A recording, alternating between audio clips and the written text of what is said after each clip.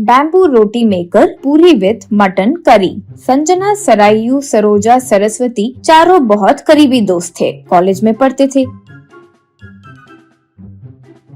एक दिन sociology lecturer Suvarchala madam class में पढ़ाते वक्त, हम शहर में रहते हैं, इसलिए कोई भी चीज को ढूंढने की जरूरत नहीं पड़ती, पैसे देने पर सब मिल जाते हैं। लेकिन दूर जंगल में आदिवासी बेचारे हर चीज को ढूंढते हुए जीते हैं। वहाँ पैसे नाम की चीज किसी के हाथ में नहीं रहती। बहुत सारे तो जंगल पर निर्भर होकर ही जीते हैं। कह रही थी तो संजना, आफ्टर ऑल पैसों का क्या है मैडम, लेकिन अच्छे से हरे भरे पेड़ के बीच में, सारे पक्षी के मीठी आवाजों के बीच में और झरनों के बीचों बीच में खुशी से जी रहे हैं, तो कितने खुशनसीब है वे लोग। सरायू, हाँ मैडम, जो ऐसे प्रकृति में जीते हैं वे सच में कितने खुशनसीब होते हैं, यूं बोली सरोजा। सही है मैडम, यूं बोली सरस्वती। वाह, ऐसे जंगल के बीच अच्छा ऑक्सीजन पाकर जीने के लिए खुशनसीब होना पड़ता है। अभी के अभी गायब होकर वहाँ प्रकट हो जाए तो कितना थ्रिलिंग होगा, यूं बोली सुवर्चला मैडम मुस्कुराते हुए। दूर से देखने पर पहाड़ पर सब बहुत अच्छा हरा ही दिखाई देता है, पास जाकर देखने पर ही पत्थर, खाई सब दिखते हैं, यूं बोली।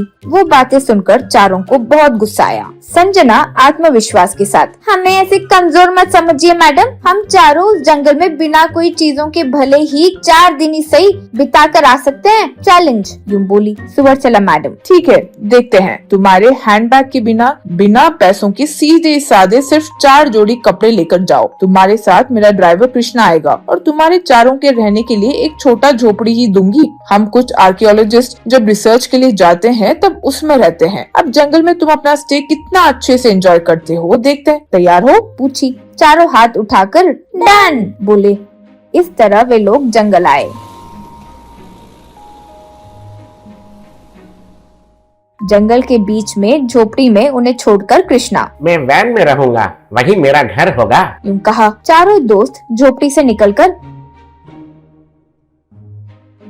आहा, ओहो, इतना अच्छा है प्रकृति, ये जमीन, पेड़, पक्षी सब संगीत गा रहे हो वैसा लगता है ना, कहते हुए बात कर रहे थे। उनके पीछे ही कृष्णा भी चल रहा था।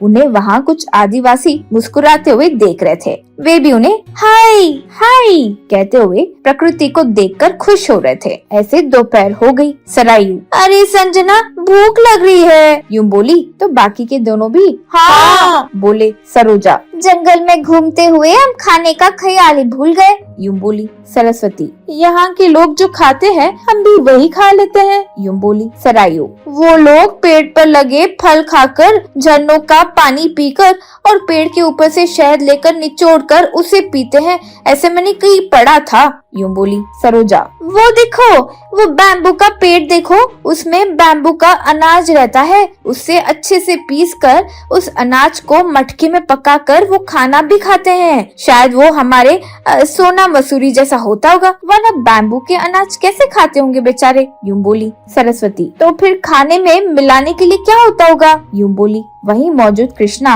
हंसते हुए। सिंपल, ऐसा जंगल में जाकर वहाँ के हिरन या खरगोश को शिकार करके उन्हें आग पर जलाकर उस अनाज के साथ मिर्ची लेके खा सकते हैं, यूं कहा सरायू। जिसे खाना है वही जा सकता है क्या, पैसे देने पर कोई और जाकर नहीं ला सकता, कृष्णा। पैसे कहाँ हैं हमारे पास, चाहो तो बैम्बू को काट कर 4 धनुष और बाण बनाकर दे सकता हूँ, यूं कहा सरोजा। लेकिन आदत ही नहीं है, वैसे बैम्बू का अनाज खाएंगे और बीमार पड़ गए तो इस जंगल में कौन देखेगा हमें। वे लोग रोटी नहीं बनाते क्या, अगर बनाते होंगे तो उन्हें पूछकर 1-2 रोटी खा लेते हैं, बात का बाद में देखते हैं, भूख से पेट में चूहे दौड़ रहे हैं, यूं बोली संजना। छी, शर्म नहीं है मैडम के पास तो बड़े शान से जंगल, प्रकृति, ये वो बातें कहकर अब रोटी चाहिए, पनीर बटर मसाला चाहिए ऐसे बोल रही हो, यूं बोली सरस्वती। अरे वो तो बस ऐसे ही बोल दिए, लेकिन चिकन कुरमा भी रोटी के साथ खा ले तो कितना अच्छा होगा ना। अब मुझे जितनी भूख लग रही है ना,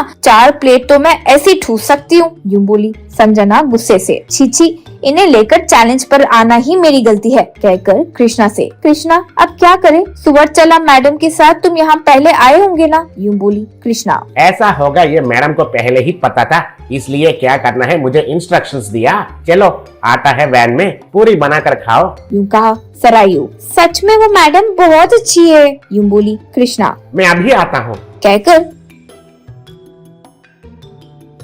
वहाँ मौजूद एक औरत से। मटन करी तैयार है ना?